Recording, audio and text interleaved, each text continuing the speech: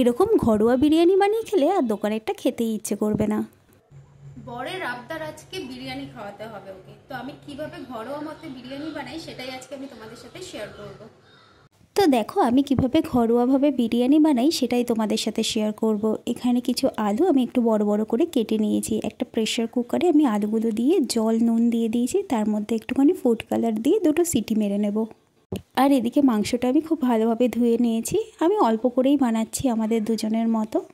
আলুটা ওদিকে সেদ্ধ হচ্ছে, এদিকে আমি রাইসটাও বসিয়ে দিয়েছি। রাইসটাকে আমি আধ ঘন্টা মতো জলে ভিজিয়ে রেখেছিলাম, তারপর জল গরম করে তার মধ্যে চালটাকে দিয়ে দিলাম, একটু তেল আর তেজপাতাও দিয়ে দিয়েছি। এখানে মাংসটা ধোয়া আছে, এর মধ্যে আমি একটুখানি নুন আর একটুখানি হলুদ গুঁড়ো দিয়ে ভালো করে মাখিয়ে নেব।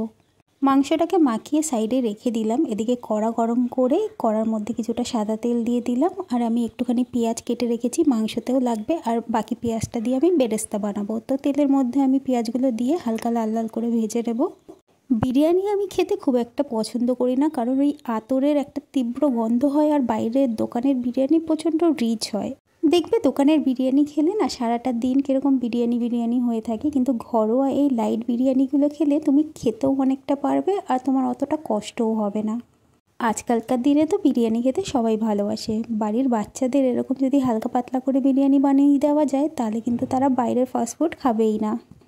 এখানে বেরেস্তা ভেজে তুলে নিয়ে আমি আলুটাও ভেজে নিয়েছি, আবার ওই তেলের মধ্যে আরেকটু তেল দিয়ে আমি মাংসগুলোকেও হালকা লাল লাল করে ভেজে নিচ্ছি। আমি আমার এই পেজে সুন্দর সুন্দর রান্নার রেসিপির সাথে কিন্তু ডেলি ভ্লগও শেয়ার করি, মিনি ভ্লগও শেয়ার করি। তোমাদের যদি ভালো লেগে থাকে তাহলে প্লিজ পেজটাকে ফলো করে দিও, আর ভিডিওটা একটা লাইক কমেন্ট করে দিও। তোমাদের একটা লাইক কমেন্ট আমাকে ভীষণভাবে মোটিভেট করে নেক্সট ভিডিওগুলো বানানোর জন্য। মাংস ভেজে তুলে নিয়ে সেই তেলের মধ্যে তেজপাতা, গোটা গরম মশলা, শুকনো লঙ্কা ফোড়ন দিয়ে পেঁয়াজটা দিয়ে একটু নাড়াচাড়া করে আদা রসুন বাটা, জিরে গুঁড়ো, হলুদ গুঁড়ো, নুন, লঙ্কা গুঁড়ো সমস্ত কিছু দিয়ে মশলাটাকে ভালোভাবে কষিয়ে নেব। দই দিয়েও মাংসটা করা যায়, কিন্তু আমার কাছে এখন দই ছিল না বলে আমি এমনিই বানাচ্ছি। একটুখানি জল দিয়ে মশলাটা ভালোভাবে কষিয়ে ভেজে রাখা মাংসগুলো দিয়ে এবার মাংসটা কুক হওয়া অবধি কষতে থাকবো। এদিকে রাইস আমার হয়ে গেছে, একটা স্ট্রেনারে ছেঁকে নিয়েছি, এরপর একটু ঠান্ডা হতে দিচ্ছি। এদিকে মাংসটাও আমার অলমোস্ট রেডি। এর মধ্যে একটু বিরিয়ানি মশলা দিয়ে আমি নাড়িয়ে চাড়িয়ে ঢাকা দিয়ে রেখে দেবো। একটা বাটিতে নিয়ে নিচ্ছি একটুখানি গুঁড়োর দুধ, আর তার মধ্যে দিয়ে দিচ্ছি একটু ফুড কালার। তোমরা জাফরানও ইউজ করতে পারো, আমার কাছে জাফরান ছিল না তাই জন্য আমি ফুড কালার ইউজ করছি। এবার হচ্ছে বিরিয়ানি সাজানোর পালা। হাঁড়িটাকে আমি একটু গরম করে নিয়েছি আর একটু সাদা তেল মাখিয়েও নিয়েছি। তারপর চালগুলো দিয়ে দিলাম, মানে ভাতগুলো দিয়ে একটু নুন দিয়ে দিলাম আর বিরিয়ানি মশলা দিয়ে দিলাম। তার উপর থেকে মাংসগুলো সাজিয়ে দিলাম, আলুগুলোকেও দিয়ে দিলাম। বাকি ভাতটা আবার আমি এর উপরে দিয়ে দেব, দিয়ে তার উপরে আবারও একটু নুন, একটুখানি বিরিয়ানি মশলা আর দুধে গোলা ফুড কালারটাও দিয়ে দিলাম।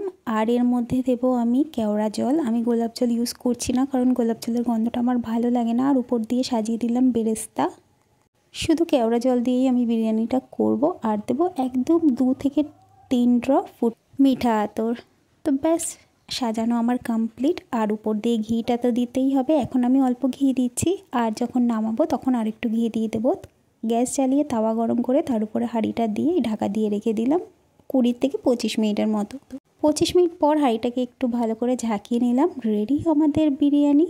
এরপর স্যালাডের মধ্যে লঙ্কা, লেবু, নুন মাখিয়ে বিরিয়ানিটাকে খাওয়া হবে। এরকমভাবে বানিয়ে দেখো, দারুণ লাগবে। আর ভিডিওটা ভালো লাগলে প্লিজ লাইক কমেন্ট শেয়ার করতে ভুলো না। টাটা, দেখা হচ্ছে আবার একটা নতুন ভিডিওর সাথে।